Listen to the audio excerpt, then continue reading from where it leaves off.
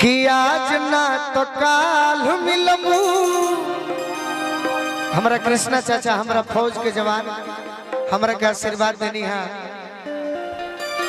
हम चाचा के बार बार प्रणाम करब। तनी रूपा जी है आई ना रौरा का बिटू मामा बहुत धावत रहे। एगो ऐसा गीत बा रूपा जी हमार मन कहता कि रौरो फेवरेट हो, रौरो फेवरेट हो, अब पूरा भोजपुरी सुनला श्रोता के भी फेवरेट हो, आ यहाँ तक कि बजावे वाला के भी फेवरेट हो। जहाँ राजन भैया आइल बड़ो सिवान जिला से गीत ऐसा होके के चाहे कि सबकर फेवरेट होके। सही बात। लोग भले कहे कि एक एक गाना होता बाकी रौरो फेवरेट हो, हमारा बिटू भैया के फेवरेट हो जाए, सब भाइयों के हो जाए, आ यहाँ तक कि राजन भैया के भी फेवरेट के गीत हो जाए, सिपाहियों चाचा के हो जाए। एगो लड़की के कम उम्र में शादी भइल बा और शादी भइला से बड़ा खुश बिया। कहते कि भगवान जी आज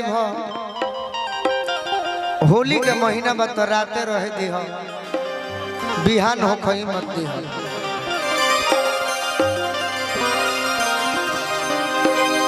जब पसी जबे न कोइल तो नहीं हो रहा बेकार भइल।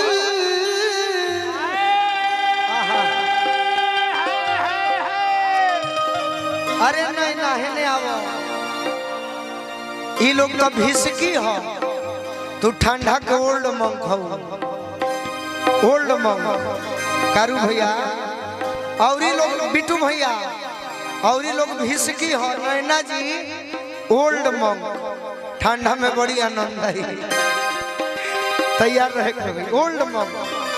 नैना जी बड़ी पुरान कलाकार और लड़का से हमारे के दुलार दिले बनी तन मनी गाना पर ना दुलार दे पूजा आई बड़ी आहा जीवन में हमें धन हो जाए कि आज हो पहिला मिलनवा। विपुल सिंह के फरमाइश की अरे कवना यार संग फसलू सुगनी।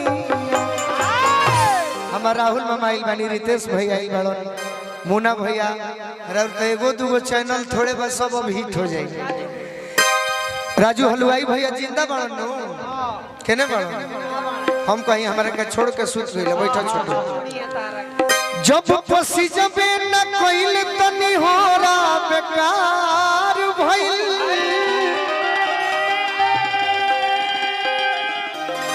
सुहाग के लाजे न रहल तो सिन्होरा बेकार भइल।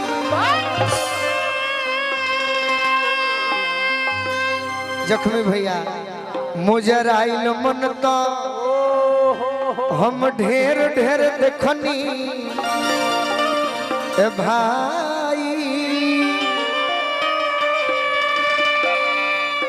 जुआ के अठियबे न कोइल तो टिकोड़ा बेकार भाई।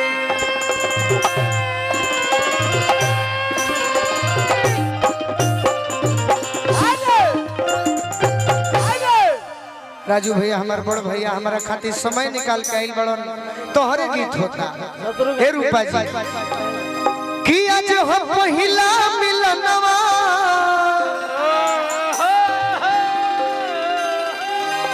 मिलल सजनी के साजनवा हमार अंगे अंग गुलाब नियन खिलल बाबा। सुनी सुनी भगवान अर्जुन बिहान हो खेती। तारा मन के बात बारूपा जी ऐसे कि तू दिल के अच्छा कलाकार हो कि सुनी सुनी भगवान अर्जुन बिहान हो खेती। ए भगवान जी राम विनय हवन गुढ़ना वाले कि सुनी सुनी भगवान अरे जन बिहान हो खेती हे रूपा जी रौरनु कहिला आज राजा जी के कोरवे में जवन हो खेती आज राजा जी के कोरवे में जवन हो खेती आज हम पहिला मिलनवा मिलल सजनी के सजनवा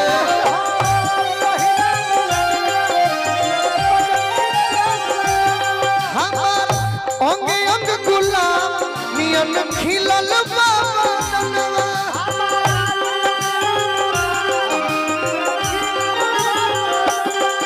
सुनी सुनी भगवान जन बिहान हो खेती हमार भैया हमार बड़ भैया हन हमारा परिवार के सदस्य विकी भैया पवन भैया सुनी सुनी भगवान जन बिहान हो खेती हमार हरेंद्र चाचा हैं हमार विमल चाचा यही जा से दिल्ली तक तो हमरा के मदद करीला तो वहां से बस आशीर्वाद चाहिए रूपा जी सुनी सुनी भगवान